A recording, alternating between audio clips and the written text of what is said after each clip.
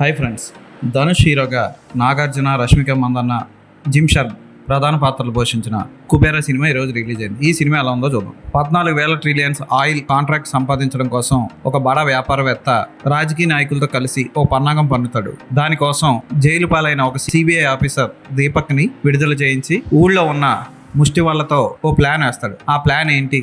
దీపక్ వేసిన ప్లాన్లో ముష్టివాడైన దేవ ఎలా ఇరుక్కున్నాడు, అతనితో పాటు చేరిన ముగ్గురు బిచ్చగాళ్ళు ఏమయ్యారు అన్నది సినిమా చూసి తెలుసుకోవాలి. శేఖర్ కమ్ముల చాలా ఎక్సలెంట్ గా అద్భుతమైన కాన్సెప్ట్ ని తెర మీద ఆవిష్కరించాడు. చాలా ధైర్యంగా ఫస్ట్ హాఫ్ ని చాలా అద్భుతంగా తీశాడు. ముఖ్యంగా నాగార్జున క్యారెక్టర్ లో డిఫరెంట్ షేడ్స్ ఉంటాయి, అవన్నీ చాలా అద్భుతంగా తెర మీద ఆవిష్కరించాడు శేఖర్ కమ్ముల.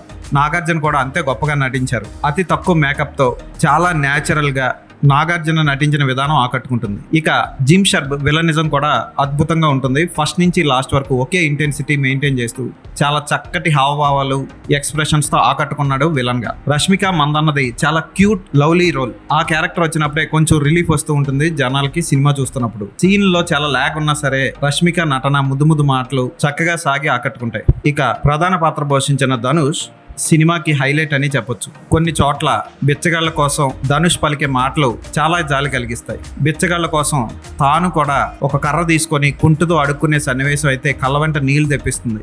ఆ సన్నివేశంలో జీవించాడనే చెప్పొచ్చు. ఆ ఒక్క సన్నివేశమే కాదు, ఒక చేతి వేళ్ళన్నీ వెనక్కి వంగిపోయి ఆ చెయ్యి పనిచేయకపోయినా దాంతో అతను నటించిన విధానం వావ్, హ్యాట్స్ ఆఫ్ అని చెప్పాలి, అద్భుతం అని చెప్పాలి. ఫస్ట్ షాట్ లోనే ఒక ముష్టివాడి చనిపోతే అతన్ని దహనం చేసే సీన్ లో అద్భుతంగా నటించాడు ధనుష్. ఇక క్లైమాక్స్ కి వచ్చేసరికి అతను బీభత్సమైన విశ్వరూపం బయటకు వస్తుంది అనుకుంటాం, కానీ శేఖర్ కమ్ల అక్కడ కూడా న్యాచురల్ గా సినిమాని తన పందాలోనే తీసుకుంటూ వెళ్ళిపోయాడు. ఎక్కడ ఆర్టిఫిషియల్ హీరోయిజం కానీ హీరోని ఎలివేట్ చేయడం కోసం స్పెషల్ గా కొన్ని యాక్షన్ సన్నివేశాలు ఇరికించడం కానీ చేయలేదు. అయితే ఇటువంటి సినిమాని తీసినప్పుడు కొంత హీరోయిజం ఎలివేట్ చేసే సన్నివేశం ఉంటే బాగుండు అనిపిస్తుంది. పైగా శేఖర్ కమ్ల ఫోర్ట్ కానీ యాక్షన్, ఎమోషన్ సన్నివేశాలని తెరకెక్కించడంలో విఫలమయ్యాడని చెప్పొచ్చు. ముఖ్యంగా లేడీస్ హాస్టల్లో సెకండ్ హాఫ్ లో జరిగే పెద్ద కాల్పులు, ఫైట్ సన్నివేశంలో ఎమోషన్ ఎక్కడ కనపడదు. నాగార్జున అభిమానులు కేకలు పెట్టే సన్నివేశాలు అక్కడ ఇరికించవచ్చు, కానీ అక్కడ కూడా చాలా సాదాసీదాగా యాక్షన్ ఎపిసోడ్ ని నడిపించేశాడు. అయితే అక్కడ ఎమోషన్ సన్నివేశం కూడా ఒకటి ఉంటుంది, దాన్ని సరిగ్గా తీయలేకపోయాడు. కంగారుగా తీసినట్లు అనిపిస్తుంది. యాక్షన్ సన్నివేశాలు తీయడంలో మళ్ళీ ఫెయిల్ అయ్యాడు శేఖర్ కమ్ల. బిచ్చగాళ్ళ మీద అక్కడక్కడ మంచి డైలాగ్స్ రాశాడు. ₹1 కానీ ఒక ముద్ద అన్నం కానీ పెడితే మిమ్మల్ని దేవుళ్ళ మొక్కుతామే, మమ్మల్ని ఎందుకు చంపాలనుకున్నారు, ఇటువంటి డైలాగ్స్ ఆలోచింపజేస్తాయి. దేవిశ్రీ ప్రసాద్ మ్యూజిక్ ఈ సినిమాకి హైలైట్. బ్యాక్గ్రౌండ్ స్కోర్ చాలా బాగా ఇచ్చాడు. ఎప్పుడు తన అన్ని సినిమాల్లో ఇచ్చే టీం అటువంటి మ్యూజిక్ లేకుండా చాలా చక్కగా కొత్తగా ఇచ్చాడు మ్యూజిక్. ఫోటోగ్రఫీ మాత్రం అక్కడక్కడ బాగున్నట్లు, అక్కడక్కడ బాగోలేదు అన్నట్లు అనిపిస్తుంది. ఉదాహరణకి విలన్ ఇంటి దగ్గర ఉన్న షార్ట్స్ అన్ని చాలా రిచ్ గా చాలా బాగుంటాయి. ధనుష్ ఫస్ట్ సీన్, ఎంట్రన్స్ సీనే ఫోటోగ్రఫీ, కలర్ కరెక్షన్ అది సరిగ్గా లేనట్లు అనిపిస్తుంది. అలాగే అక్కడక్కడ కొన్ని షాట్లు బాగున్నట్టు, కొన్ని సరిగ్గా తీయనట్లు అనిపిస్తుంది. కంటిన్యూటీ సరిగ్గా ఉన్నట్లు అనిపించదు. ఈ సినిమా చూడడానికి దర్శకుడు చందు మొండేటి కూడా శ్రీరాములు థియేటర్కి రావడం విశేషం. ముష్టి వాళ్ళ పాత్రలో నటించిన వాళ్ళు కూడా చాలా బాగా నటించారని చెప్పొచ్చు. కడుపుతో ఉన్న ఆడ బిచ్చగత్తె పాత్రలో నటించిన అమ్మాయి చాలా బాగా చేసింది.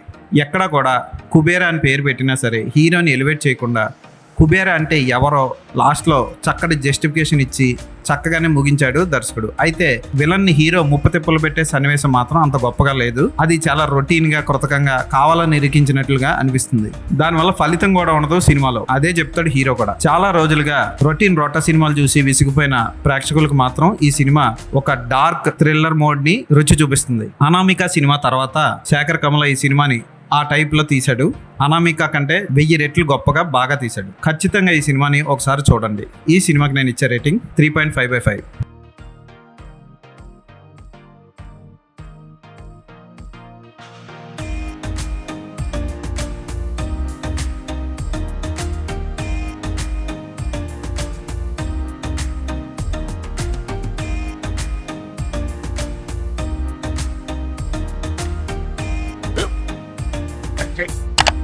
స్కూల్ బెంచ్ లో ఎంత గట్టిగా ఉందరా?